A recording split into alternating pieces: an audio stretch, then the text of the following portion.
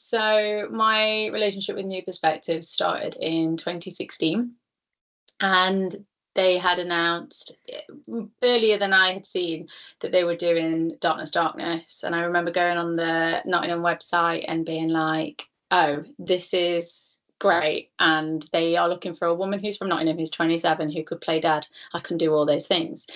So I emailed the casting director at the time, which is Suki McShane, who was wonderful. And I also emailed New Perspectives. They both emailed me back straight away and were like, yeah, I'm going to, New Perspectives were like, we're going to pass this on to Jack, our artistic director. And then the casting director got in touch like 20 minutes later, like, are you free tomorrow? That's when the auditions are. So it's just really slim chance that I managed to email that day. Went in, auditioned, met Jack and was like, who's this weird guy? I really like him. He was all limbs. And yeah, he was really intense, and he just made me laugh a lot, and I really liked him. And then we had a recall, and then got the part, which was amazing. Because Nottingham Playhouse and working in Nottingham was like, at that time, my biggest goal. It was like my Olympic medal. I've got Olympic fever. So I was really like, oh my God, this is amazing. I get to be in the building that I decided I wanted to be an actor in. And then I met John on the first day. Because your audition story is amazing as well. It's like, really, you could have just not done it. So I was in Buxton doing Romeo and Juliet. In some caves. And which is great. And I got a call to audition, and I couldn't. It was the next day again, and I couldn't get.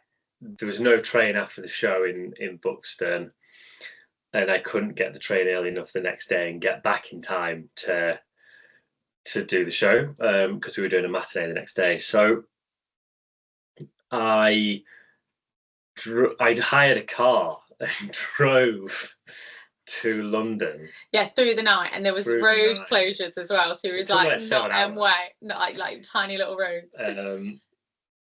Got through the night, got there, had a bit of a kip, then went to audition for it, and it was at the church for everyone. Yeah, the American church on Tottenham Court Road. Yeah. Tottenham Court Road. And I think just the reason I've done it is because when I read it, I was like, this is about a lad from Yorkshire who's a miner who goes picketing, and so there's that, which is basically my family's story.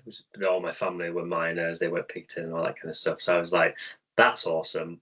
And also you get to see him. You saw him when he was, I can't remember how old he is at the start of the play, 18. Yeah, he's young. He's really young. And then you get to see him when he's in the second half. And so to age up to play a 50-year-old, I thought, that sounds cracking. Let's have a go at that. So drove down, auditioned, met Jack and John. John Harvey was in the audition, who wrote it and who wrote the book and adapted it to being a play. And I just thought, he's quality. There's absolute quality, John. He had some great stuff to say about it, and it's got a really good feeling from it. Yeah, I met John. Jack, then they gave me the part, and Jack was like, can you come in and read with people who are going to play your sister? And I was like, oh my God, I never get to be on the other side of the table. That's wicked. So it was with Suki, who was like, thank you so much for, like, I was doing them a massive favour. I was like, no, this is genuinely enjoyable. Jack was there, and John, that's when I met John. And he was just so articulate and calm. And John Harvey. Yeah, John Harvey. Yeah, not John. I mean, you are also articulate and calm. And then we met each other there, and did Darkness, Darkness, which is still one of my absolute favourite jobs of all time. Just felt like, I remember you meet at New Perspective in the Nottingham Playhouse, and we did the set show there. So you see the set, and they walked around and just did the fire talk. This fire exit. We're on the stage. You can't go here, can't go in. Everyone's really bored. And I was honestly like, I was I'm on the stage of the Nottingham Playhouse and I get to do this new writing, which is always something that that's my big passion. That's why I want to act. And no one's going to play Jenny before me, or it was kind of a dream. And I remember just stood there, and I remember you looked at me weird because you were like, we're just getting the fire chat, why are you so excited? And then and I always really liked John. We had used to do this big all the companies in Nottingham Playhouse would meet at about like 11, and Giles Crawford was running the building then. And you'd all stand in a circle, and you have to walk around, you all have to go around, hi, I'm playing this part in this play. And there was two other plays, weren't there? Yeah. Huge circle of people. Giles is on a chair. It was really quiet, really formal. And I heard like glug, glug, glug, glug, glug, glug, glug in the corner of my ear, and like turn around, and John is making a brew. And I was like, what are you doing? It's really like, and he was like gasping. Yeah, and I remember feeling like, oh right, if these are the kind of people that New Perspectives hire, I'm in. Like people that it's not too lofty. Yeah. And that's the thing that I've always taken from New Perspectives, is that it's like proper, they're artists and they're working class, or they're like what I would like normal, like you it doesn't become like too grand. It's about the work, and also you can have a pint with everyone, and it felt very like home. All the people that we've met in this job is kind of interweaved in our lives, because thanks to New Perspectives, we did fall in love and we are now engaged. So we owe quite a lot to New Perspectives. But Chris, we've worked with a couple of times, like developing new work. Yeah. And when we first started like going out and realizing that we were like gonna give this a real go, we were like, oh, I think we want to move out. We're in London, we weren't feeling it. And actually it was after our second job, because we've had the privilege of working on 2 jobs with New Perspectives, Harvest, which was a rural tour, and we were seeing, I remember at the time we were like living in South London, like in like a house share, and we were doing Harvest, and it was such an amazing part again, like amazing play. And we were going to all these different rural areas, and I remember everyone being quite friendly and chatty, and like, you know, those dinners that they used to do before we'd do the show, we'd do this like awful get-in, and like you can tell this to Jack, right? He was like, no, the set's going to be light. No, it was not. It's proper graft on it, that metal set. It was like that. Oh my God. So you'll be in and out, chucking it down, you know, and then you get in and they'd be like, all these people, and they'd be like, we've made 5 quiches, all these carbs, and like you were really looked after by the community, and they just really valued you being there, didn't they? Always like they came in their numbers as well, like, crammed into these halls and spaces and non-theatre spaces, and they were just buzzing that you'd come and done this show. And it's a cracking show, isn't it? Richard Bean's writing is just on point. So good. Yeah. And when we were doing that tour, I remember it just like reignite. I never really wanted to move to London. I went because somebody said at drama school, if you want to be an actor, you've got to be there. And I shouldn't have listened to them. And it reignited that feeling of like, oh yeah, you can do this and be elsewhere. People want stories and art wherever you are. And it was towards the end of the tour where I was like, could we give living somewhere else a bash? And David Fleischman lived in Manchester, and he was the person that was like, come and see us, come and have he kind of like took us around as a guide. So like, yeah, the people that we met at Darkness kind of changed our life. Yeah. One of the things I just want to say about rural touring, actually, which I was thinking about earlier, is, like Lizzie's saying, it's such hard work. Like it's one of the hardest ways of being an actor, because by the time you get to the show, you've driven there in the bus. Yeah.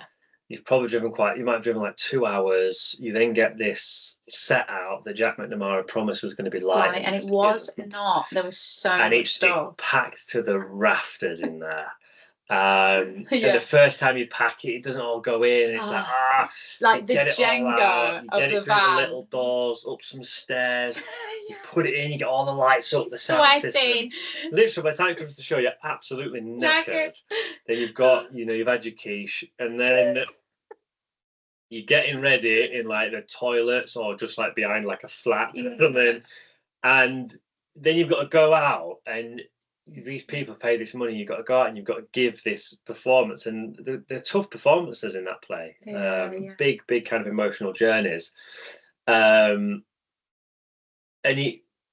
you come out of it with two things. That you come out of it being a little bit bulletproof. Like, you know, if I can do it like that, I can bring it in that space, then I can bring it, you know, wherever it needs to be brought. And the other thing is that you turn up with all this stuff, and at the end of the night, you pack it away and you leave. And the only thing you've left behind is that story and those characters. It's so kind of transportable, and people, that's all they're left with. And then that space is empty again, and you're gone, and you're on to the next place. And I think that's just a really cool thing, actually. You don't really get that in other forms of acting. That's very true. Yeah, and it was really funny. Like, there was a couple of places I really remember. We'd be doing the getting, absolutely chucking it down. And if you were lucky, someone from the building would help you, right? If you were lucky, there'd be some big bloke who would be like, "Come on, I'll help you with stuff," wouldn't they? But it was so funny because then they'd be like trying to give you a pint or something, because it was the hospitality. People were like, "No, I can't have a drink. I'm going to be doing the show." And they're like, "I be read." You'd be like, "No, genuine. Afterwards would be great." So that, and there was one particular place we went to, and I can't remember what venue it was, where they were so loud. It was, and like, to me, that's what theatre should be. It's live. I want to hear your feedback. Like, if you're enjoying it, laugh. If you don't like a character, like, tell me. You don't have to be panto, but like, John played this character. What was Titch Bolsover? He still remembers all his lines because you, like, literally not that long ago, you did some of them to me. And just in case. I'm good to go. Tell McNamara I'm ready when he is. Yeah, pass it on to Ang Harrod in case she wants to read back. Yeah, and then you know, he was really funny, loads of blue jokes, and like these, I remember the women on the front row, they were drinking tinnies and they loved it, and they'd be like, "Bring him back out." I don't even remember all the way through. And then the play, it's an amazing play, because you, like John talked about for his character in Darkness, the age span. I had the opportunity to do that as Laura in Harvest. So I start as like a 18-year-old, and then I go to 80. And that physical challenge, when you've you've got two lights, that's your rig. So there's no smoke, there's no mirrors, there's no makeup team behind there putting on some prosthetics and helping you. I've got 20 seconds between scenes in which I'm probably moving a cage, putting a coat on, and that's it. And oh God, the challenge of it was electric. Saying all that, there was one night where Tom, who played, can you remember William? Like the wheelchair. Oh, right, okay, yeah, sorry. Okay, so he was meant to be one leg. So he gets Tom Edward Kane, who plays William. Lovely. He goes off to, his character goes off to war and loses a leg. Yes. So he's in a wheelchair, and I've been tasked with moving him around. Well, hold on, wait. In the blackout. They were on the original play. He had 3 legs, but because we'd be doing sorry, 1 leg. Jesus Christ. What? So he has one. He had 1 leg, right, and with crutches. But Jack was like, "We won't be able to get away with this because it will be like in the round, or like you're not going to be able to hide like you would as an end on stage that you would in the Royal Court where it was first put on." And we spent ages. Remember that day? He was spending ages trying to hide his leg.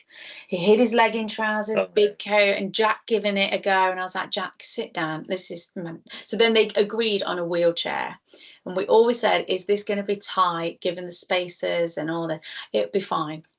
Cut to Derby. So yeah, it was in Derby. Yeah. So the stage was on again, I think the stage was designed before the wheelchair came to fruition, but the stage was on a platform. Yeah. So it's about like 2 foot off the ground, this platform where all the action happens. And in the blackouts, I'm tasked with moving Tom in his wheelchair around. And they had to put around 2. But then there's the big scene at the end where It goes to black. Some ramps come out so I can push the wheelchair. And I come to a curtain. Individual ramps, so they have to be bang on, because if not, both wheels don't go up. Hence our issue here. Yeah, and I got pushing up this thing from just like a standing start behind a curtain, up this thing, put him in position and get off. And the blackout lasts like 3 or 4 seconds. It's just grim. Yeah. And with me like screaming or something. It's gone really well throughout the whole run. We get to Derby and we take it. And like, it's a bit dark back here. It's really dark. It's really tight. I can't really see anything. And Alison was like, "You'll be fine. Get on with it." Fine. All right then. And obviously we come to it. I set off and I get him halfway up the ramp, and I just can't get him any further. I think the wheel's jammed. I've missed one of the things, and I just can't. I can't get him up. I can't get up the ramp. And I'm whispering to him, mate, I can't get you up. I can't. And I was like, the lights are coming. So I just put the brake on and ran off. Just left him on the ramp. And you just saw these legs. Because this Titch doesn't exist anymore. The only 2 people that are surviving at the end of this play is me and Tom. And we're meant to be old biddies, right? We're meant to be really like not able to do anything. And that's part of the story. And these 2 people that have broke into their farm and are trying to rob them. So you just see the ends of these jeans shooting off. And then Tom's just stuck on this ramp. Oh my God. And he's meant to be there with a gun and like protecting me. And I remember turning around. It's a really emotional scene. It took me straight out of it because I'm just trying not to die laughing. He did manage to like, oh, no, I pushed him up. You pushed him up. I pushed him up. And again, I'm like 85 in it. I would never be able to push, but I was like, well, we're just going to have to break. Yeah, you pushed him up. We're just going to have to be like, for the state of the play audience, roll with us. Literally. Yeah. But they did. They did. They went with us. Yeah, I just remember the very last venue was up 2 sets of stairs and the lift were broken. That's what I remember very vividly about the last get in and get out. But it was, I mean, again, friends for life that were made through that. Zoe, who we're like incredibly close with in Manchester. Thomas, who's John's worked with his partner. Like, there's like a real family community build that I think you get with NP jobs. Yeah. And it's just always felt like such a welcoming company and space. It's never ever felt like an in club or difficult to access, which I think for, you know, artists, people who are probably not like what you would like, we're not from theatre families by any stretch of the imagination. Like, this was all figuring it out as you're doing it, and it felt very inclusive in that way. One of the things I really like about New Perspectives actually is it exists on this. I don't know. Are you still there? Are you still on the office? The office of building site. Yeah. It's the industrial estate. Yeah. And basically, and it's just like you just wouldn't expect it to be there, and especially the work that they create, like Under Jack and Undying Harrod, like the creative risks they take. Yeah. You just would not expect it out of that site and that building, and I think that's amazing, really. That's a credit to the people who are involved in that organisation and what they're committed to doing. It's really cool. Small village now, like proper rural vibes, where everyone knows everyone, and like they knew who we were before we'd even really met them, because someone got our name and they just Googled us. And so it is a very tight-knit community, and there isn't like a massive thing. You'd have to drive for Sheffield, it'd be 45 minutes for a theatre. Yeah. So like New Perspective bringing theatre to the heart of these places, making it accessible for people that maybe don't have a car or can't get there, or maybe they feel like for example, Sheffield Crucible might be like too big a build. Like, I'm not a theatre person, I won't feel comfortable there. But bringing it to like the legal club, to their home, basically their house where they have a pint and they feel they can be themselves, and bringing them a variety of stories. So challenging them in a really safe way, in a welcoming, inclusive way. I think there's a lot of safety in how New Perspectives tell a story to people. I've just always thought that's kind of magic, because you're not forgetting about the people outside of the cities, because they also like art. You know, they also want to see theatre, they also want to be told stories and have a laugh and be challenged and be moved. And that I think people will assume that they don't, but they do. It's just bringing it to them because they might not be able to get there. Yeah, I don't know. I mean, we're, as you know, we're now engaged, which is like, you know, we owe a lot to the company. And like, you know, even thinking about our wedding, and I'm sure there will be readings from the plays. And we've talked about having table names that have been plays that we've been in. And so like, it's completely changed our life. Oh yeah, it's a massive. Yeah. We've got here, you can't see it from where you are on, but we're behind on the wall here. We've got posters of the shows that we've done together, and we've got up at the top there, Darkness. We never got a Harvest poster. We were like, why? We never got one. But we normally keep everything. But yeah, Darkness. It's. We need a Harvest poster. Yeah, we do. Yeah, we did a hilarious photo shoot for Harvest where we had to go to a pig farm. Oh, that was the best day. Yeah, we were playing pig farmers. I had to go to a pig farm. It was in Nottingham. It was near Nuttall. It was near where my cousins used to live, and we were we just turned vegetarian, like 4 months before, something like that. And we were going in, and I remember Jack being like, "Don't tell him that you're veggie. Just don't say anything." They're like, "Yeah, fine." And it was mad. We were like in our costumes on this farm, and this farmer was like just chucking us little piglets who were like the most beautiful things you've ever seen in your life. Oh my God. And they behaved like puppies, like sniffing, just like really loving you. And we were like trying not to get attached to these little piglets, having these photo shoots with these piglets and trying to look like well-hard pig farmers like this. But this guy, we're like trying to emulate this guy. But when he handed me that piglet, remember, I was like, "Oh, what's its name?" And he was like, "Sausages." And I was like, great. It was really strange, but I remember being like, God, you spend your whole life as these people, like looking after this thing, growing this thing, making sure they're okay, and then you have to let them go. And there is something. I remember being so grateful that we met him and in his workplace, to be able to emulate it properly and not like over egg the pudding of just like, this is how you do it. That was really magic, wasn't it? And also you had to like go in with the pregnant pigs, remember? Yeah, there was like this small that was like, get in there, small enclosure of pigs, and they were massive. I didn't know they were massive pigs, and I was just stood there looking at them, and Dad comes over and like, "This would be a good picture." I was like, "What do you mean?" And he was like, "Yeah, just get in there." What? No, just get in. I really don't want to get in there. Nah, just get in there. Come on. So, and I'm meant to be playing this well-hard pig farmer. So I climbed over this gate, and the farmer's there. "Yeah, you'll be all right. Go and get in the middle of them." What? "Yeah, just go further in." So I got in the middle of them. They're all kind of going around me. The guy's taking photos, and then I could feel one of them was eating my welly. And I was like nudging it. I was like, "Get off me. Get off." And it's like proper eating my welly. I was like, "Get this picture, because in a minute this is going to be my foot."